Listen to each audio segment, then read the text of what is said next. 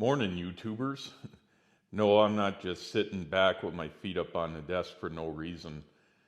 I'm here in my shop on my off day, and I wanted to thank all you guys for subscribing and commenting and watching my videos and everything. It means a lot to me because the whole point of why I'm doing this is to share knowledge and pass the torch to other people who can then share the knowledge and pass the torch to other people as well. So it's kind of a continual cycle, and I'm just appreciative of you guys sticking around.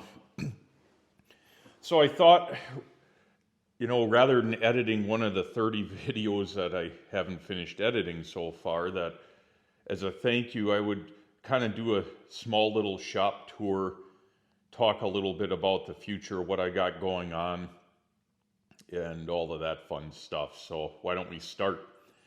So right here is where you've seen most of my videos. It's my welding table. It's actually an old sewer lid, not cast iron, but like a replacement lid. I ended up buying it from my work from the scrap bin. Pretty heavy duty, it served me well. I built this table here just to hold it. It's kind of a bullshit holder, like I can't even really put my feet through it. But hey, it works. Done a lot of projects on this over the past couple years on this particular table. So, I'll never burn a hole through it, so that's good. Let me stand up here. Got my welding helmet. This thing served me real well. Viking 3350. Had it for like 3 years. Probably more than that. Probably 4 years maybe. Still works. Over here, got my welders set up, got the Dynasty 210, you've seen that, the newer Firepower. Get yourself one of these, it's pretty awesome. I've done a little bit of welding with it so far. Speaking of which, picked up some non-self shielded, so straight MIG wire, and I got a bottle of C25 Argon CO2 mix, so I can actually do a video on how to use this guy. So that's cool. Little stick welder there, Amazon special. Got my big tank of argon there. Got a couple of them actually. Here's a scrap pile. I don't know what this is doing in there. Let me just set that over here. This is just what I've gone through for videos. I mean, a little bit of this was in there before, but I'll pick pieces of this out to shoot different things for people and for videos. Got a little toolbox, mostly empty.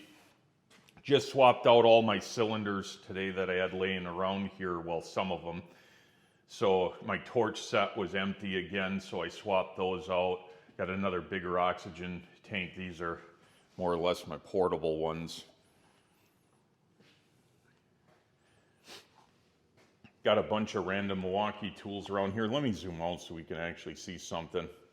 Now, my shop is kind of a hodgepodge of tools. It used to be a lot better organized, and let's face it, what mad scientist shop should be organized? None. Don't trust them if it's too organized. It means they don't do shit, right? But yeah, I got a bunch of random tools in here. Really nothing of value, so off chance somebody thinks that it's worth coming in here and taking stuff, which I had happen a while ago, but that guy's in jail, so whatever. Got an old 90s boombox in here. If you guys don't have one of these, get yourself one. It'll annoy your parents, your wife, your neighbors. That thing is like early 90s, still kind of works. Fallout shelter sign. Here's an artwork I kind of talk about a little bit, not really in an upcoming video. It's called At Depth. I don't think I've posted it before, but it's pretty cool. It's hard to see, but there's like a reflection pool in the bottom of it. You can't really see it up there. It's pretty cool looking. I made that a number of years ago. Girlfriend had a Stag beer sign, which I guess these things are kind of rare. And I was supposed to fix it 3 years ago, and there it sits. Awesome, right?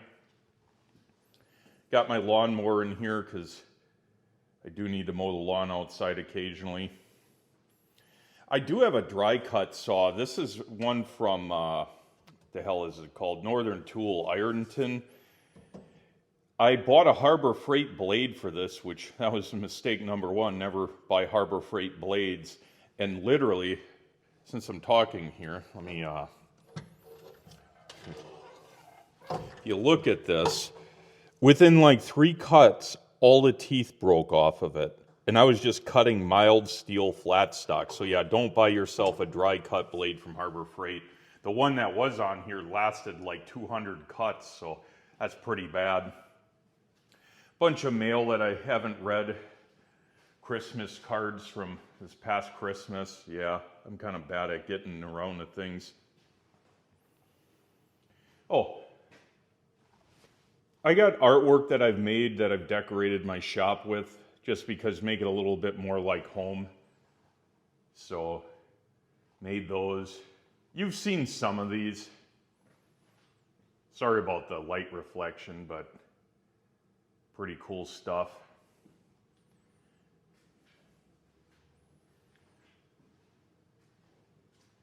Got some more up here. Normally these tools are on my utility service truck, but unfortunately I brought them down here and then lost a couple sockets, so I got to round them up and then put them back in my truck. And I'm not doing too much of that kind of work this time of year.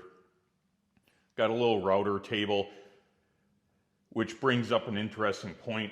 So this workshop, this is kind of what it used to look like after I gutted the whole thing out. I mean, these old windows were just terribly water damaged. I mean, they're aluminum, but they were actually rotted. And I had a 4-foot high pile of snow in here the first winter that I owned this. That's how bad the windows and the exterior brickwork was. It was pretty unbelievable. Like, here's exterior wise. This is one of the windows, I believe. Yeah, it was this guy right here.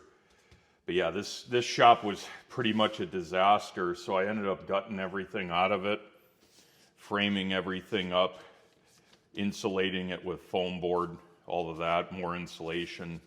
Here's this back wall that was behind me where the welders are. I believe the welder somewhere, I don't know, this is somewhere in this room. But yeah, I ended up making all the wood trim, built these workbenches in here. All the drywall in here is 5/8 fire code. Even the ceiling's actually double layered 5/8 fire code. So it's fairly safe in here. Come over here, there's some more random crap. Bunch of junk here, don't pay any attention to that. Got a bunch more artwork that I made that I decorated the shop with. Pretty cool stuff. Let me see if I can't get a better picture of that. I haven't shown all of these, but there you go. Yeah, I made all of this trim here, other than I did not make the little flower trim, but pretty nice looking.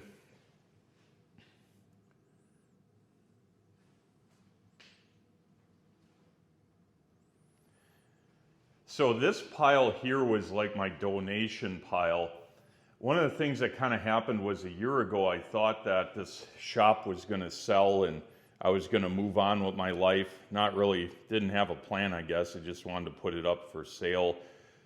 And I had a buyer for it, and then due to, we'll just say some unexpected circumstances, he ended up backing out and he lost a lot of money in a deal, unfortunately for him, but I also didn't sell it. So kind of was unfortunate, and this pile is just stuff I accumulated and put in a pile to give away to my friends and family and stuff if they wanted it. Well, just kind of sat here, and I don't know, one of these days I got to clean it up.